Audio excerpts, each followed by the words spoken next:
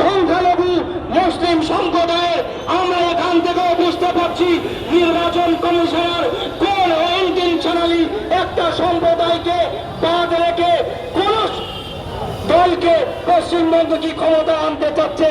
আমরা নির্বাচন কমিশন যদি এই স্বপ্ন দেখে থাকে, কারণ দিয়ে এলে এই চিন্তা যদি তারা করে থাকে, ইন্ডিয়ান সেকুলার ফ্রন্ট আজকে কলকাতার রাজপথে দাঁড়িয়ে নির্বাচন কমিশনারকে হুঁশিয়ার দিয়ে বলতে চায়, যদি আপনারা এরকম প্রচেষ্টা করেন আগামী দিন, আজকে যে আমরা এই সূত্রপাত করে গেলাম, আগামী দিন এই কলকাতার রাজপথ নয়া কিছু দেখবো।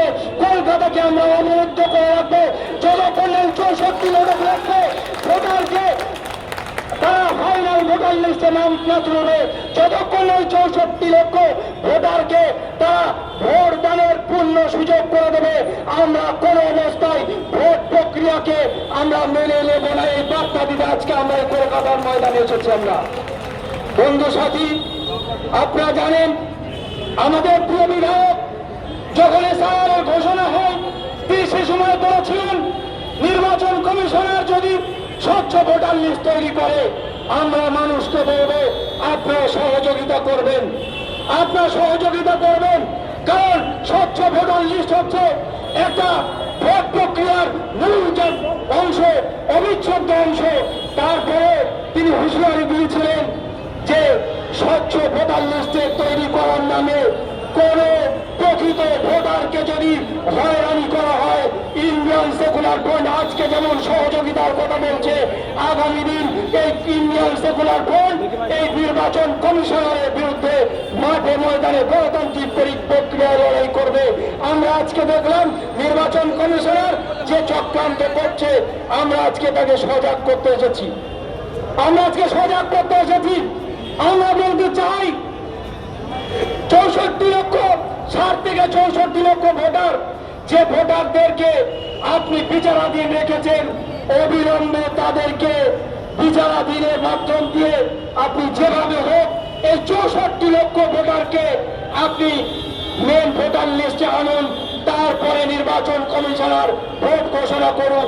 আমাদের এই দাবি আমরা এখান থেকে রাখছি। নির্বাচন কমিশনার যদি ভোট ঘোষণা দেরিতে হয়, তারপরে আমাদের ভোটারগুলোকে মেন লিস্টে আনতে হবে। আমরা বলছি বন্ধু সাথী, আজকে আমরা দেখছি তৃণমূল কংগ্রেস দল নাকি তা আগামী দিন ধর্নায় বসবে তৃণমূলের সুপ্রিমো।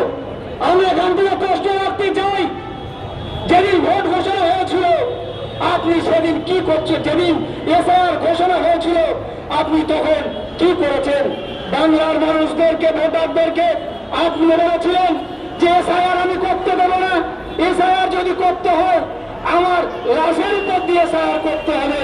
আমরা এই সরকারের প্রধানকে আজকে এই প্রশ্ন করতে চাই, আপনি জীবিত আছেন, আপনি আরো জীবিত থাকুন, কিন্তু আপনি সেদিন যে মানুষকে যে কথা বলেছিলেন, আপনার সেই কথার মাধ্যম দিয়ে বাংলার মানুষকে কি আপনি ধোঁকা দেননি?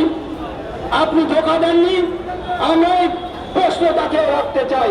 সাথে সাথে আমরা এটা বলতে চাই, বর্তমান যে শাসক দল, এই শাসক দল তারা বলেছিল যে এসআইআর হতে দেব না। আমরা দেখেছিলাম 90,000 মতো তারা অফিসার নিয়োগ করে দিল। দলে দলে যে বাজেট হবে, যে খরচ হবে, সে খরচটাও দিয়ে দিল।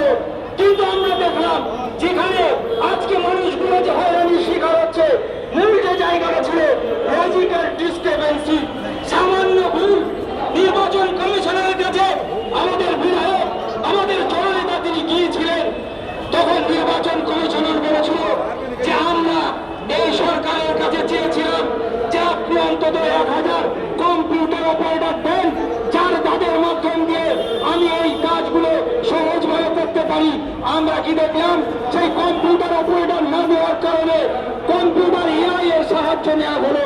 আর এআই এমন একটা জিনিস, আপনার খেয়াল করবেন, আজকে আমাদের হাতে হাতে অ্যান্ড্রয়েড মোবাইল আছে, আপনার দেখবেন এই এআই তে আপনি যদি দেন কারো নাম যদি সালাম থাকে, আপনার যদি এস থেকে সালাম লেখেন, এআই মাধ্যম দিয়ে করতে গেলে সেখানে সিআইএস দিয়ে সালাম হয়। তাহলে আজকে সিআইএস এর সালাম আর আপনার লেখা এস দিয়ে সালাম, তাহলে এই কম্পিউটার অপারেটরের মাধ্যমে এই ভুলগুলো হতো না। আর আমরা যারা এখানে বসে আছি, আজকে আমাদের এখানে এসে বসতে হতো না। আর এই যে 64 লক্ষ মানুষ যে আজকে লজিক্যাল ডিসক্রিপেন্সির নামে আজকে তারা হয়রানির শিকার হচ্ছে, ও হয়রানির শিকার হয়তো হতো না।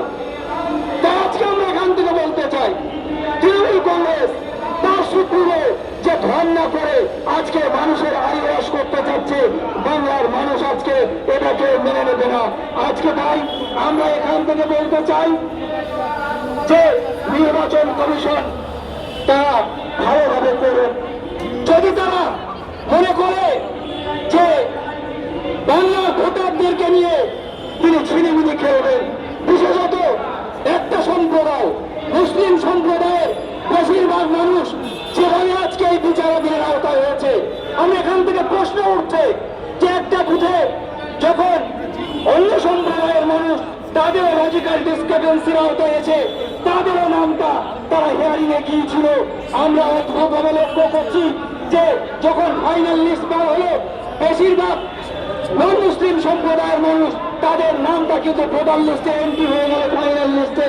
আর একই বুথের যে সমস্ত সংখ্যালঘু মুসলিম সম্প্রদায়ের মানুষ তারা গিয়েছিল ওই ভোটার লিস্টে হেরিয়ে যখন গিয়েছিল, তাদের নামটা কিন্তু আজকে বিচারাধীনের আওতায় রাখা হয়েছে। আর এখান থেকে নির্বাচন কমিশনারকে প্রশ্ন করতে চাই, তাহলে কি আপনারা কোন উদ্দেশ্য নিয়ে কারো হাতে তামাক খেয়ে বা কারো খুশি করার জন্য এই একটা সম্প্রদায়কে আপনারা এমন ভাবে হয়রানি করছেন?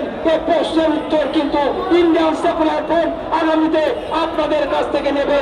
এই বার্তা রেখে আপনাদের সকলকে, আপনারা যে এসছেন, কষ্ট করছেন, সাধারণ খেটে খাওয়া মানুষ, প্রান্তিক শ্রেণীর মানুষ যারা আজকে যাদের কাছে তারা খেটে খাবে না তারা পাসপোর্ট তৈরি করবে, তারা খেটে খাবে না তারা অন্য কিছু কাগজ তৈরি করবে। আজকে সরকারের দায়িত্ব ছিল, এই সরকারের তো দায়িত্ব ছিল যে যে সমস্ত মানুষ আজকে যারা আমাকে ভোট দিয়ে ক্ষমতায় নিয়ে এসছে তাদেরকে উপযুক্ত কাগজ আমি তাদের হাতে তুলে দিই। কিন্তু আমরা দেখলাম কি এই সরকার তাদের হাতে ছিল নাগরিক তালিকা। এই নাগরিক তালিকা তারা যদি এই মানুষগুলোর হাতে তুলে দিত, তাহলে কিন্তু এই মানুষগুলো আমরা যে দেখছি এই হয়রানির মধ্যে পড়তে হতো না। আজকে ডোমিসাইল সার্টিফিকেটের যে ব্যাপার ছিল, সরকার যদি মনে করত প্রতিটা মানুষের হাতে, প্রতিটা ভোটারের হাতে এই ডোমিসাইল সার্টিফিকেট পৌঁছে দিতে পারত, কিন্তু আজকে এই তৃণমূল সরকার তারা করলো কি, ভোটারের হাতে যাতে ডোমিসাইল সার্টিফিকেট না যায় তার কোনো চিন্তা ভাবনা করলো না, বরঞ্চ কি করলো, একটা নাটক করে তিনি দেখাতে চাইলো যে আমি মানুষের সাথে আছি। কিন্তু আজকে বাংলার মানুষ সজাগ হয়েছে এবং আজকে তৃণমূল কংগ্রেস আর এর সাম্প্রদায়িক বিজেপির বুদ্ধ দ্বারা আজকে একত্রিত হচ্ছে। আগামী দিন এর যোগ্য জবাব দেবে। আমরা আপনাদেরকে ধন্যবাদ এবং ভালোবাসা জানিয়ে আপনারা যেভাবে মানুষের জন্য এখানে হাজির হয়েছেন, আপনাদের ধন্যবাদ জানিয়ে আমার বক্তব্য শেষ করছি।